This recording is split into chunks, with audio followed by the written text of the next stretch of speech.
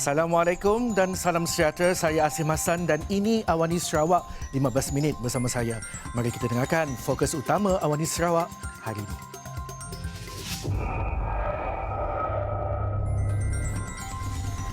COVID-19 is going to be there. COVID-19 doesn't mean that you must stop election.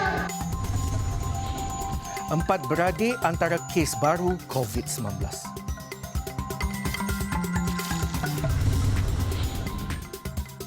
Penduduk Daro antara penerima surat hak milik tanah.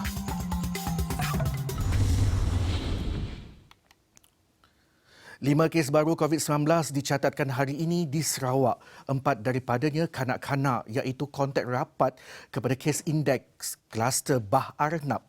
Manakala satu lagi kes melibatkan kes saringan bergejala. Kesemuanya kes ini dilaporkan di Kuching. Menurut laporan Jawatan Kuasa Pengurusan Bencana Negeri JPBN Sarawak, 4 kes itu dikesan melalui saringan RT-PCR kali kedua, iaitu pada hari ke-10, 16 Oktober 2020. Keempat kes yang melibatkan kanak-kanak berumur dalam lingkungan umur 7 hingga 13 tahun ini dan merupakan adik-beradik. Mereka disaring hasil daripada kes indeks kluster Bah Arnab yang dilaporkan pada 6 Oktober lalu. Seterusnya, kes kelima hari ini, kes saringan bergejala melibatkan warga tempatan yang bekerja sebagai juruteknik di sebuah hospital kerajaan di Kuching.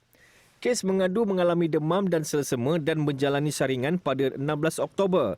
Keputusannya adalah positif.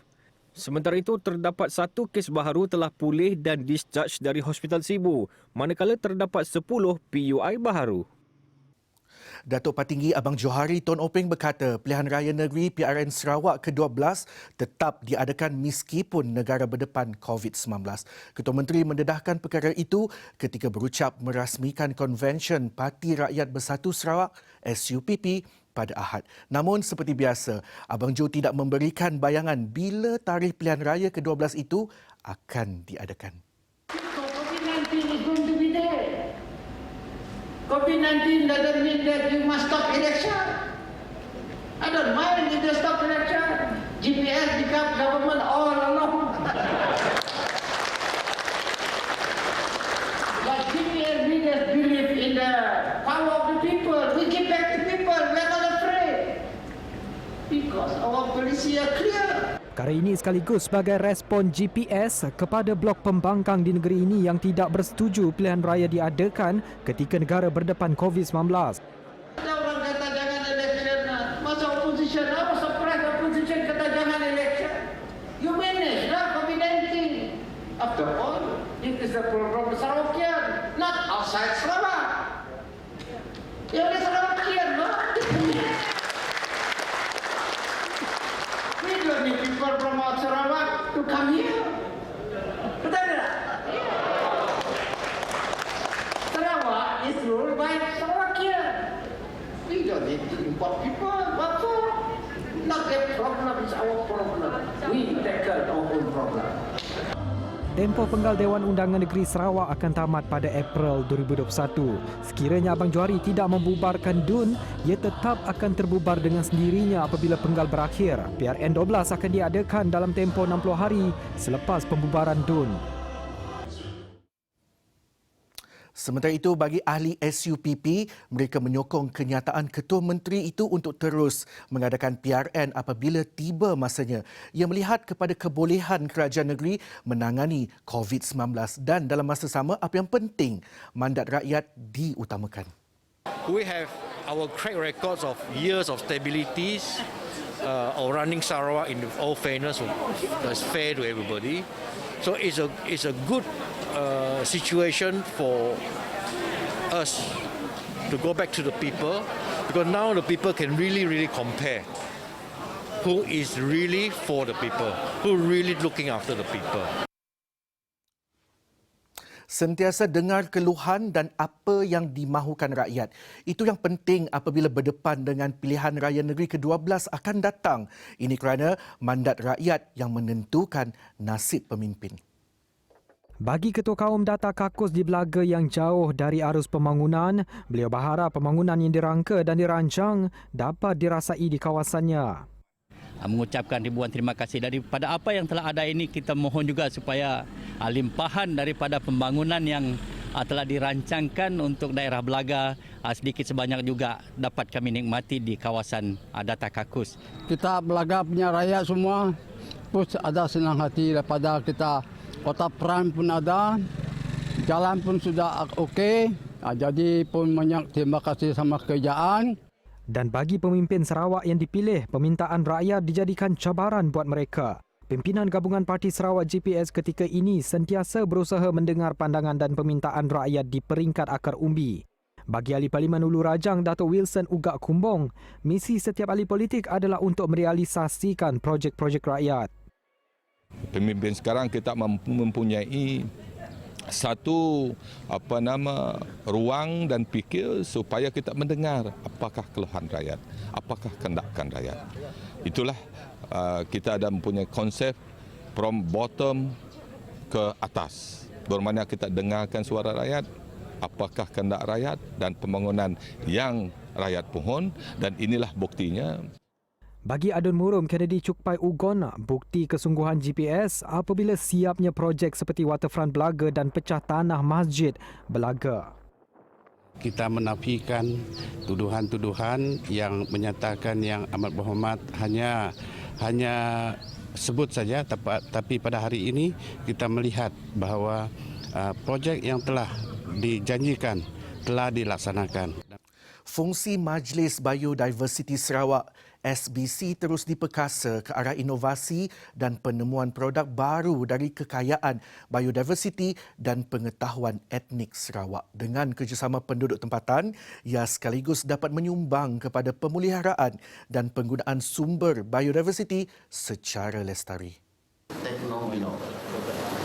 So I firmly believe that through the strong dedication demonstrated by our scientists and the greater participation of our indigenous communities, Sarawak will be able to tap into the health and wellness sector through the innovative solution from nature. Terlibat dalam projek Adenosara bersama SBC adalah masyarakat Bidayuh Kampung Semadang, Padawan dan masyarakat Iban Rumah Simon, Lubuk Antu. First, Sarawak will continue to be the forefront in line with an international convention on the recognition of community rights on biological and traditional wisdom. Sementara itu, Pengerusi Majlis Biodiversiti Sarawak SBC, Dato' Amar Jaol Sameon berkata, perjanjian tersebut menunjukkan komitmen berterusan SBC di bawah program dokumentasi pengetahuan tradisional yang telah bermula sejak 2002. The benefit sharing agreement today also marks the first step in moving towards commercialization of local resources and will pave the way for generating additional income in the rural communities to improve their livelihood. Untuk rekod daripada 311 jumlah tumbuhan yang telah didokumentasikan di Kampung Semadang, 5 daripadanya memiliki nilai tarikan daripada perspektif penyelidikan dan pasaran, termasuk tumbuhan bunga taang atau Adenosara. Beberapa agensi turut bekerjasama, antaranya Jabatan Pertanian Sarawak DOA dan Kementerian Perdagangan Antarabangsa Industri Terminal Perindustrian dan Pembangunan Usahawan Mintred. Selain itu, bunga taang atau nama spesifiknya Adenosma nelsonioides telah didaftarkan untuk pelindungan harta intelek IP di bawah cap dagangan Adenosara. It does appear that the population found in Sarawak is uniquely different in essential oil composition as compared to other countries. From the community, as Dr. Kampong has mentioned, Adenosma is known for its natural repellency characteristics. Boleh menghalau insects. Therefore, it can be developed into animal care products that has very big market potential. Therefore, the unique scent, the antimicrobial properties, and the natural repellency characteristics make Adenosara a multi-purpose ingredient that we can develop innovations and products for both human and animal health care. Melihat kepada potensi bunga taang, pihak SBC dan komuniti bekerjasama mewujudkan sebuah tapak penanaman dan pemprosesan bunga taang di kawasan kampung. Selain teknik semayan, kursus penuaian dan penyelingan minyak pati turut disediakan SBC. Macam di Lubaan tu nama tidak sama. Kami di Lubaan tu bangkit kerawan. Orang di Semadang tu bunga tahang. Tidak sama lah. Ajar kami tanam, ajar kami buat batas, ajar kami apa-apa tu ya kerja dalam kebun dah ya. Sampai diproses lah. Bunga taang mengambil masa kira-kira 3 bulan sebelum boleh dituai. Setiap 10 kg bunga taang yang dituai akan direbus selama 6 jam sebelum diproses menjadi minyak pati. Ambil itu dari kebun, kami cuci, masukkan sini. Kami masukkan 1 tong 5 kilo. Dalam 5 kilo itu airnya 20 liter. Hasil purata minyak 25 mil. Cita-cita kami akan memperluaskan lagi tempat hasil-hasil yang kami usahakan. Menurut Ketua Pegawai Eksekutif SBC Dr. Yeo Tiong Chia, program kajian dan pembangunan R&D terhadap minyak pati bunga taang masih diteruskan. Minyak pati tanaman ini digunakan secara meluas untuk produk kosmetik, minyak wangi, makanan dan racun perosak semula jadi di pasaran tempatan dan antarabangsa. We still have a lot of research to do. At one point, I think we would find out that the oil would be very, very useful for a lot of our natural type of products that we can find in the shop. 350 batas pokok bunga taang ini akan dituai setelah 3 bulan dan menghasilkan sekurang-kurangnya 700 kg. Dan hasilnya kelak akan diproses melalui proses penyulingan dan menghasilkan beberapa projek. Ini antara projek rintis yang diusahakan oleh Sarawak Biodiversity Centre bagi mewujudkan peluang ekonomi pertanian yang lebih baik dan menyeluruh kepada penduduk kawasan pedalaman. Sekian laporan Nuzuluddin Abdul Razak untuk Awani Sarawak. Seterusnya, sejak puluhan tahun menunggu, kini 199 penduduk di Daro boleh menarik nafas lega. Mereka sudah ada geran tanah yang sah. Tidak lagi risau tanah yang diusahakan untuk aktiviti pertanian atau rumah mereka diambil. Fauzia Morshidi contohnya, penduduk Daro yang sudah beberapa tahun menunggu geran sah pemilikan tanah, nyata gembira dengan pemberian itu.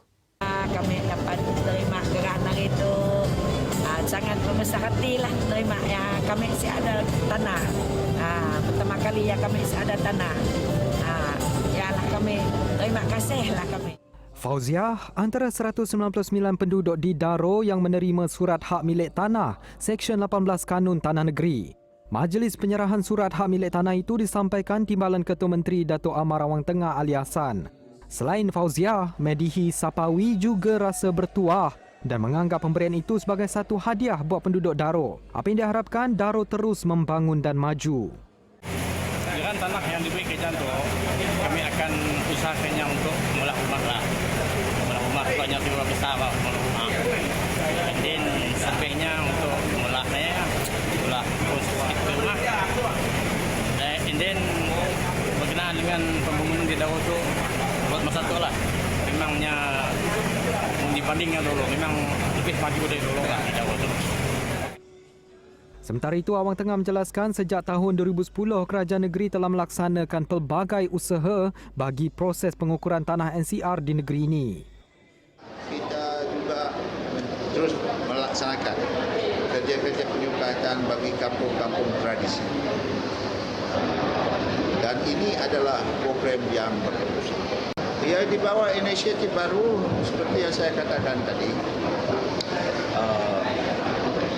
lebih daripada 900,000 hektar yang telah pun disukat setakat ini sejak daripada tahun 2010. Sekian Awani Sarawak untuk hari ini. Teruskan bersama kami di Astro Awani dan astroawani.com. Saya Asim Hassan dan kita jumpa lagi.